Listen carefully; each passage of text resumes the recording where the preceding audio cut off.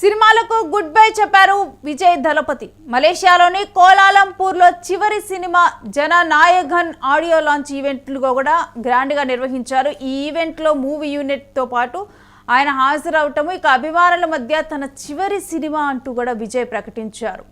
Hero Vijay చాలా fan following ఉంటుంది. ఆయన ఇంకా పూర్తిగా కూడా పొలిటీషియన్గా మారిపోబోతున్నారు.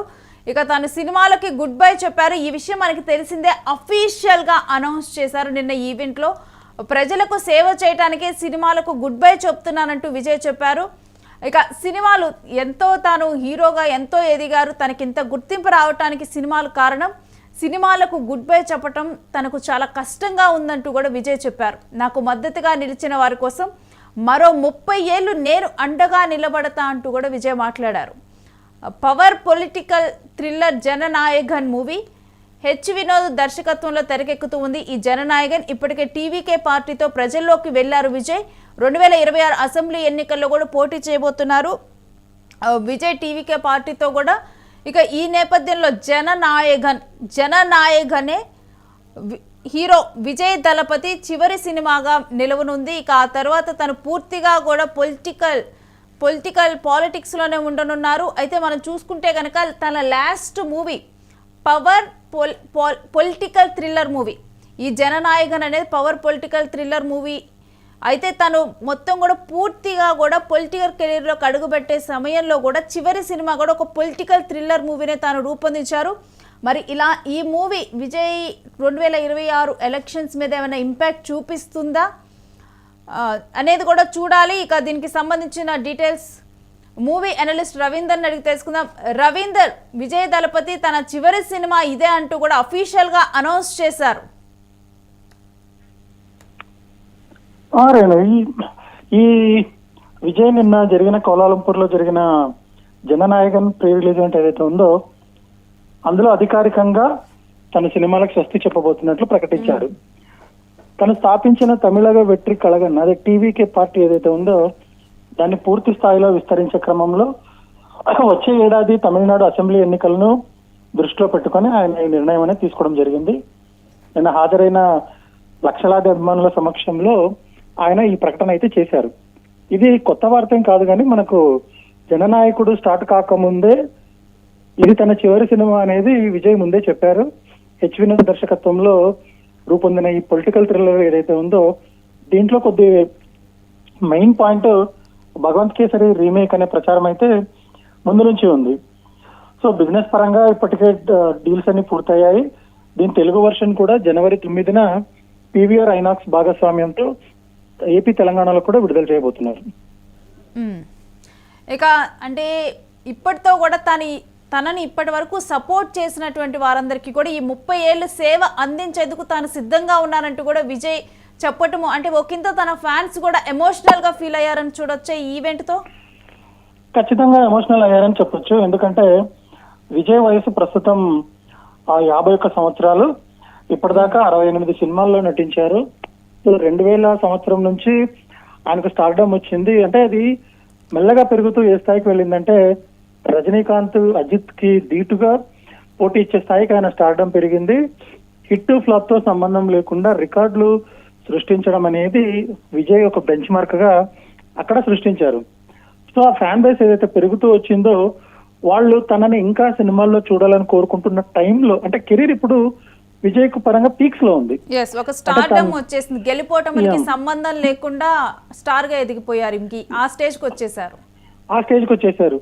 అంటే ఏ సినిమా చేసినా కనీసం ఒక 300-400 కోట్ల బిజినెస్ చేసే స్థాయికి చేరుకున్న తర్వాత ఇంత హఠాత్ పరిణామం, అంటే ఇంత హఠాత్తుగా నిర్ణయం తీసుకోవడానికి కారణం ఏంటంటే తన వయసు దృష్ట్యా రాజకీయాల్లో ఒకవేళ ప్రజాసేవ చేయాలి అనుకుంటే యాక్టివ్ గా ఉన్న పీరియడ్ ఏదైతే ఉంటుందో మనకు 50 సంవత్సరాల తర్వాత, అంటే 60-70 ఏళ్ల వయసు వరకు తను సేవ చేయగలనే ఇదితో ఆయన ఈ ప్రకటన అయితే చేశారు.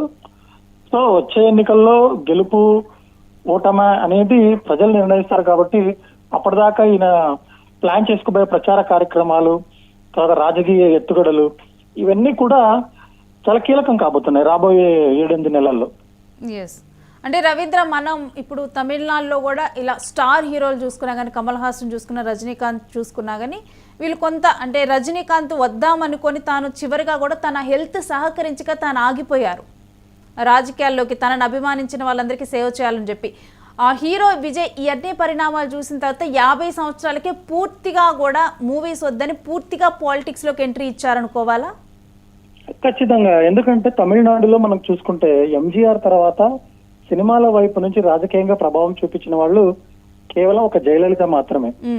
ఆ జయలలిత కూడా మనకు ఎంజీఆర్ పార్టీ నుంచి వచ్చారు కాబట్టి ఆ మద్దతు ద్వారా తను సొంతంగా ఏర్పరచుకున్న బ్రాండ్ ఏదైతే ఉందో దాని ద్వారా ఆవిడ ఒక ముఖ్యమంత్రిగా పలుమార్లు సేవలు అందించారు. తర్వాత రజనీకాంత్ కావచ్చు, కమల్ హాసన్ కావచ్చు, వీళ్ళ గ్యాప్ ని వాడుకుంటారని అభిమానులు ఎదురు చూశారు. కానీ రకరకాల కారణాల వల్ల వాళ్ళు ఆ పని చేయలేకపోయారు. కమల్ హాసన్ కాంగ్రెస్ తో చేతులు కలిపేశారు, తర్వాత సినిమాలు చేస్తున్నారు. రజనీకాంత్ చాలా వరుసగా సినిమాలు చేస్తున్నారు. తర్వాత ఆయన రిటైర్మెంట్ తీసుకునే ఆలోచనలో కూడా ఉన్నారు ఆరోగ్యరీత్యా. ఇవన్నీ చూసుకుంటే తమిళనాడులో సినిమా అభిమానం ఏదైతే విపరీతంగా ఉంటుందో స్టార్ వర్షిప్ కి సంబంధించి దాన్ని క్యాష్ చేసుకున్న స్టార్ అయితే ఎంజీఆర్ జయలలిత తర్వాత ఎవరూ లేరు. అది తానుగా ఎందుకు అవ్వకూడదు అనేది ఒక విజయ ఆలోచనగా మనం ఇక్కడ చూడొచ్చు. ఎందుకంటే తమిళనాడులో సినిమా తారల్ని ఎంతగా ప్రేమిస్తారంటే నిజంగా వాళ్ళు కనుక అభిమానిస్తే ఎన్నికల్లో గెలిపించి ముఖ్యమంత్రులను చేసేదాకా వదిలిపెట్టారు. అలాంటి చరిత్ర మనకు తమిళనాడులో ఉంది. కాబట్టి విజయ్ ఆ ఉద్దేశంలో తనకున్న ఫాలోయింగ్ మీద దృష్టిలో పెట్టుకుని ఈ అవకాశాన్ని వాడుకోవాలని కూడా చూసే కోణంలో మనం అర్థం చేసుకోవచ్చు. Right, thanks for the details Ravindra. ఇంకా మలేషియాలోని కోలాలంపూర్లో జరిగినటువంటి ఆడియో లాంచ్ కార్యక్రమంలో, జననాయగన్ ఆడియో లాంచ్ కార్యక్రమంలో కూడా అఫీషియల్గా కూడా దళపతి విజయ్ ఇదే తన లాస్ట్ మూవీ ఈవెంట్ అండ్ అంటే తాను చేసినటువంటి మూవీ ఈవెంట్లో తాను హాజరవటము, మరొకటి చూస్తే గనక తన మూవీ ఇదే లాస్ట్ మూవీ అంటూ కూడా అనౌన్స్ చేయటం, ఇక పూర్తిగా కూడా తాను పొలిటికల్గానే ఉండనున్నారు. ఇప్పటి వరకు కూడా తనను అభిమానించి తనకు ఇంతటి స్టార్డమ్ ఇచ్చి తనను ఇంతవరకు తీసుకొని వచ్చినటువంటి వారందరికీ కూడా ఈ 30 సంవత్సరాలు తిరిగి వాళ్ళకి నేను సేవ చేయాలనుకుంటున్నాను అంటూ కూడా విజయ్ అనౌన్స్ చేయటం. ఇంకా చూసుకుంటే కనుక కరెక్ట్గా కూడా విజయ్ ఇప్పటి వరకు కూడా ఏదన్నా సినిమాలు రిలీజ్ అయితే అభిమానులను పక్కన పెడితే ఆ సినిమా హిట్టా ఫ్లాపా అన్న అంశాలతోనే నిండి ఉంటుంది. ప్రతి సినిమాకి కూడా ఒక భయం అనేది ఉంటుంది. కానీ ఇప్పుడు ఏ స్టేజ్కి చేరుకున్నారంటే అప్పుడు మొదలుపెట్టిన ప్రయాణంలో ఇప్పుడు చేరుకున్న స్టేజ్ ఏంటంటే ఓటమి గెలుపుతో సంబంధం లేదు. విజయ్ దళపతి స్క్రీన్ మీద కనిపిస్తే చాలు కోట్లు కుమ్మరించడానికి ప్రొడ్యూసర్లు సిద్ధము, కోట్ల కలెక్షన్స్ ఇవ్వటానికి ఆడియన్స్ సిద్ధము. ఇక తమిళనాడు చూసుకుంటే స్టార్ వార్షిప్ అనేది కూడా ఇంకా చాలా ఎక్కువగా ఉంటుందనే చెప్పాలి. తెలుగు స్టేట్స్ కన్నా కానీ అక్కడ ఇంకా ఎక్కువనే చెప్పాలి. మనం గత పాలిటిక్స్లో ఉన్నటువంటి లీడర్స్ని కనుక చూసుకుంటే జయలలితని చూసుకున్నా కానీ, ఎంజీఆర్ని చూసినా, జయలలితని చూసినా వీళ్ళందరికీ కూడా ఆదరణ ఉంది. ఆ తర్వాత ఒక గ్యాప్ అనేది ఉంది. అక్కడ స్టార్ వార్షిప్ ఏంటంటే వాళ్ళు అధికారాన్ని కట్టబెట్టడానికి కూడా అక్కడ వెనకాడరు అక్కడ ఉన్నటువంటి జనాలు. సో అలాంటి స్టార్ వార్షిప్ ఇప్పుడు విజయ్కి ప్లస్ అవ్వబోతుందని చాలామంది కూడా అంటూ ఉన్నారు. ఇక అభిమానుల మధ్య తాను చివరి సినిమా అంటూ కూడా ప్రకటించడంతో కూడా అక్కడ ఉన్నటువంటి అభిమానులు కూడా భావోద్వేగానికి గురయ్యారు. విజయ్ దళపతిని ఇక కొత్త సినిమాల్లో తనని చూడలేమా అంటూ కూడా ఒక భావోద్వేగం అయితే వాళ్ళల్లో నెలకొని ఉంది. అయితే కానీ ప్రజలకు సేవ చేయటమే తనకు లక్ష్యం అంటూ కూడా ఇప్పుడు విజయ్ చెప్పటము, ఇక సినిమాలకి గుడ్ బై చెప్పటం కష్టంగా ఉన్నప్పటికీ కూడా నాకు మద్దతుగా నిలిచిన వారి కోసం మరో 30 ఏళ్ళు నేను అండగా నిలబడతానంటూ కూడా విజయ్ అనౌన్స్ చేస్తూ ఇక తన చివరి ప్రాజెక్ట్ ఇప్పుడు రాబోతున్నటువంటి ప్రాజెక్ట్ కూడా ఒక power political thriller Jana Nayagan movie కూడా నిలుస్తుంది.